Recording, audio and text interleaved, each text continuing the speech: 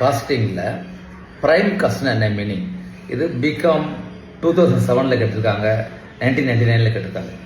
சரி, ப்ரைம்னு என்ன அர்த்தம்? இப்போ அமேசானில் ப்ரைம்னு சேனல் இருக்குது அப்படின்னா அதுதான் ஒரு முக்கியமானது ப்ரைம். இல்லாட்டி நீங்கள் இந்த நியூஸ் சேனல் பார்த்தீங்கன்னா ப்ரைம் டைம் இருக்கும். அதாவது ஈவினிங் வந்து 7 to 9 அப்போ தான் எல்லாருமே ஆஃபீஸ் விட்டு வந்து ஓகே இல்லை கொஞ்சம் ஃப்ரீயாக இருக்கும், அப்போ பார்ப்பாங்க. ஸோ ப்ரைம்னா அதுதான் முக்கியமான காஸ்ட். இப்போ இந்த மாதிரி ஒரு ஃபோன் கவர் எடுத்தீங்கன்னு வச்சுக்கோங்க, இதுக்கு நீங்கள் செல் பண்ணுறதுக்கு கமிஷன் தரீங்கன்னு வச்சுக்கோங்க. ஓகே, அதே மாதிரி செல் பண்ணுறதுக்கு டிரான்ஸ்போர்ட் இல்லாட்டி இந்த ஷோரூமில் வைக்கிறீங்க ரெண்ட், அதெல்லாம் ப்ரைம்னா வராது. அதெல்லாம் வந்து ஓவர் ஹெட் சொல்லலாம், இல்லாட்டி செல்லிங் காஸ்ட் சொல்லலாம்.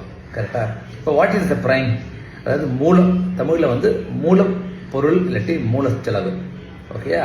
அப்போ ப்ரைம்ங்கிறது வந்து இதனுடைய ரா மெட்டீரியல்ஸ். ஓகேயா? இப்போ இந்த பிளாஸ்டிக் இருக்குது, ஓகே, இல்லை சப்போஸ் இந்த ஒரு சின்ன ஒரு ஸ்டெயின்லெஸ் ஸ்டீல் அது ஒரு இருந்து வச்சுக்கோங்க, உள்ள ஒரு ரிங் மாதிரி, அந்த ஸ்டீல் பார்ட்டு. அப்புறம் இந்த ஸ்டிக்கர் ஒட்டி தானே இந்த ஸ்டிக்கர்.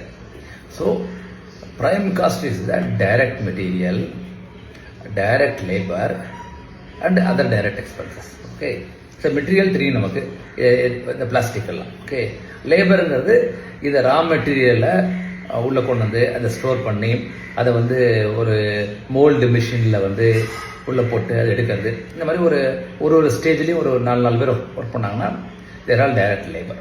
ஓகே, டைரக்ட் எக்ஸ்பென்சஸ்ங்கிறது வந்து இப்போ இந்த பிளாஸ்டிக்கோட ஏதாவது ஒரு கெமிக்கல் ஆட் பண்ணால் தான் அந்த கலர் வரும். ஃபார் எக்ஸாம்பிள், ஓகே, அது டை இருக்கும், டிஓஇம்பாங்க. அந்த மாதிரி டைரக்ட் எக்ஸ்பென்ஸ், அதாவது இந்த பொருளோடு சேர்ந்தது, அதான் முக்கியம். It goes along with the product. So இந்த 3 சேர்ந்தது தான் ப்ரைம் காஸ்ட்ங்கிறது வீடியோ டைட்டிலே போட்டிருக்கேன். Okay, thank you.